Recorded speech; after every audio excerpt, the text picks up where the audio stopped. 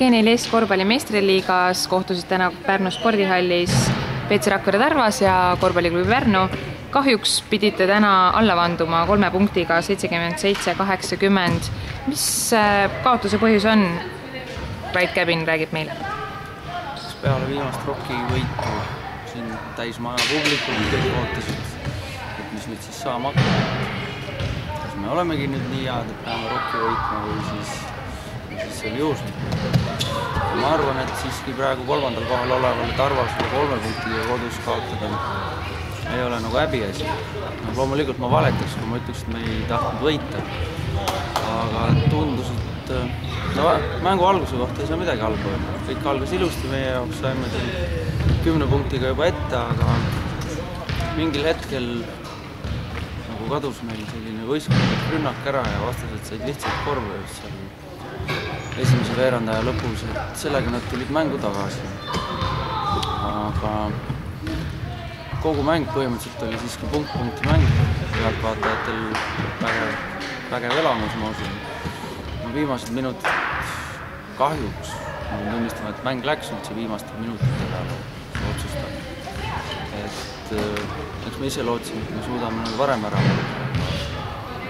Viimastel minutitel vastastel natuke kogenumad mehed, kes suutsid ära visata.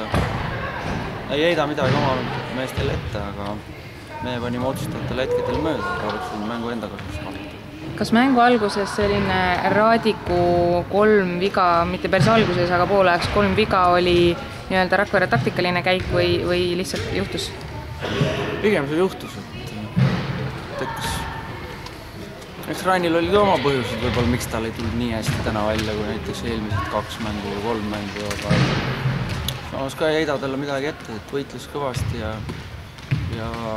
Tarvas on selline võistkond, kus näiteks Raini-sugune mees peab katma sellised mehi, kes mängivad nagu näoga korvi poole ja 3 punkti joone poole, eks tal selle võrra oli ka raske kaitses.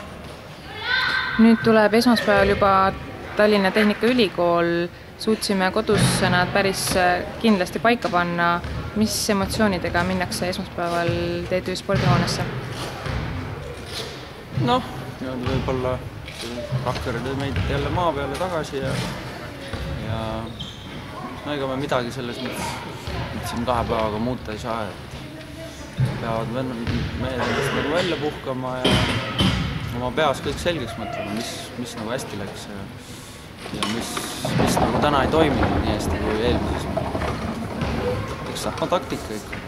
Kui me saame oma mängu käima, siis on kõigil meie vastu. Aga kui me peame kogu aeg nagu täna jälitaja rollis olema, siis on meil raske. Palju edu TTÜ mänguks ja palju õnne tegelikult oli ju Rakvere Tarva vastu täitsa tubli lahing.